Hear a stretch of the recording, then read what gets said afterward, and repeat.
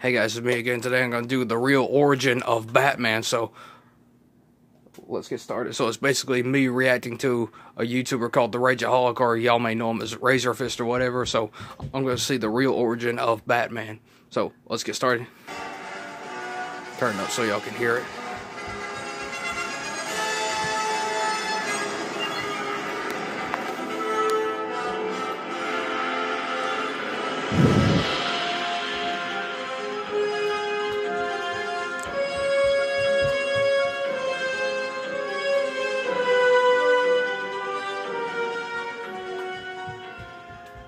To provide context, otherwise lacking from literally every other review of this comic I have read to date, I have to first take a rather labyrinthine interlude in Batman's complicated relationship with the Shadow, stretching all the way back to the golden age of comics and pulps. You've been warned, so if you want to bamf the fuck over to the body of the review, there's a timestamp link in the description. By all means, click like the Dickens. But for those who actually give a shit, let's give her a fucking whirl, shall we? The year was 1940, and the Shadow was king shit of all Christendom. Invented on radio in 1930 and immortalized in pulp form the following year, by decade's end, Walter Gibson's Avenging Spectre had comic books, coloring books, a pulp magazine so successful it had to go bi-monthly to meet demand, 2 movies and 3 more, along with 2 TV series in the works, a massively successful Columbia film serial, the highest rated radio drama on the air, and the highest rated anything on Sunday evenings. Costumes, board games, decoder rings, adjusting for inflation. Fuck,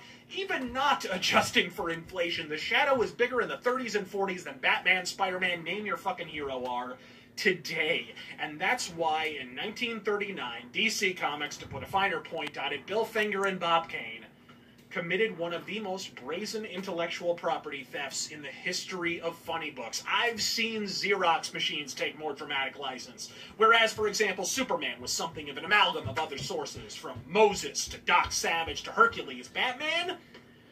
Well, I've alluded to it in the past in my Shadow series of videos, without going into any great depth, admittedly, but well, as a Batman fan, let me just confess. Me too. I'm a Batman fan. At the true origin of one of comics' most enduringly popular characters. Batman's first appearance in 1939, The Case of the Chemical Syndicate, is not, as Bill Finger suggested in the Steranko History of Comics, a mere takeoff of a Shadow story. Upon further inspection, it is a 1-to-1 adaptation of a Shadow pulp from 1936, entitled Partners of Peril, swiping the exact plot, often line for line, and exact dialogue, often line for line. You might initially believe Bill Finger is the primary offender here until you crack open the book in question and notice that he is actually ripped off exact fucking artwork. Suspicious! Now, I grew up with Batman the Animated Series. I had the fucking jammies. Oh, I grew up with the animated series of Batman. By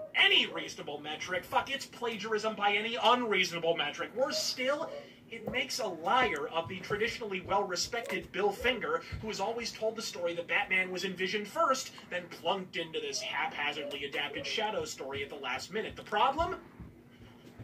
I'm hovering somewhere around 100 Shadow pulp stories that I've read in my backlog, and growing.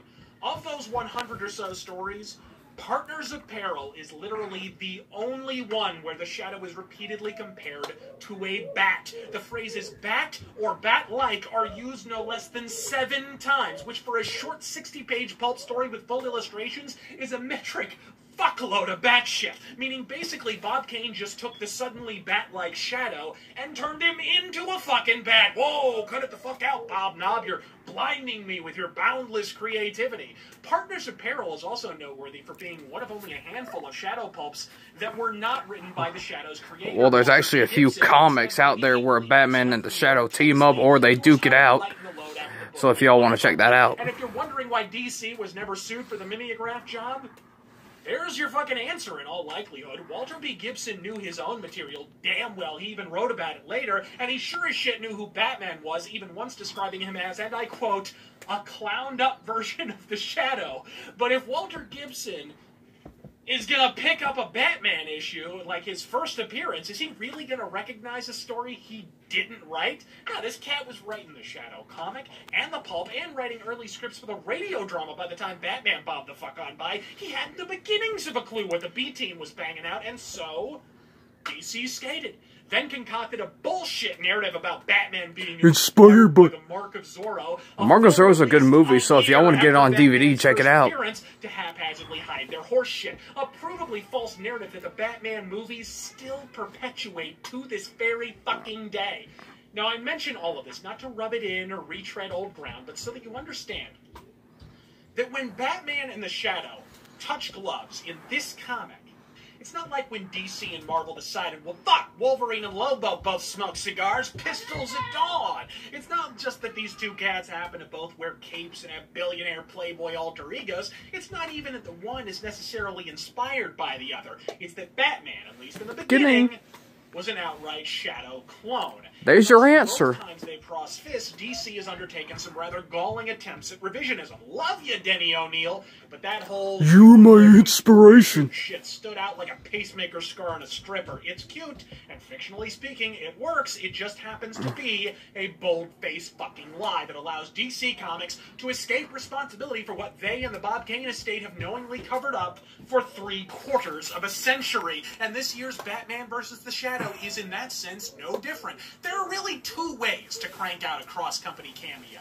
In the first, you have the two universes collide, often facilitated by some Deus Ex Machina. Batman and TMT team up. If you want to check out that comic, check it out. Moore's talent disappeared into 20 fucking years ago. And in the second, you can whistle the fuck past the glaring inconsistencies and feign as if the two sincerely have it the same universe. DC's excellent TMNT versus Batman crossover took the check it out. Approach. The Shadow versus Batman, which they actually team up to fight the Shredder, so as Shadow Bat, I think I just named a Liefeld character, comes down decisively on the latter, featuring fumbling attempts to seamlessly weave the Shadow into the core narrative of Batman as if he was there all along. From a rather ham-handed League of Shadows tie-in between Lamont Cranston and Ducard, to something of a repetition of the 1986 Shadow graphic novel Blood and Judgment with elderly former y'all can get it on eBay. Awkwardly wedged into Gotham's high society as if they were simply always there from the beginning. And what else would you expect from the writer of Batman? From the moment DC and Dynamite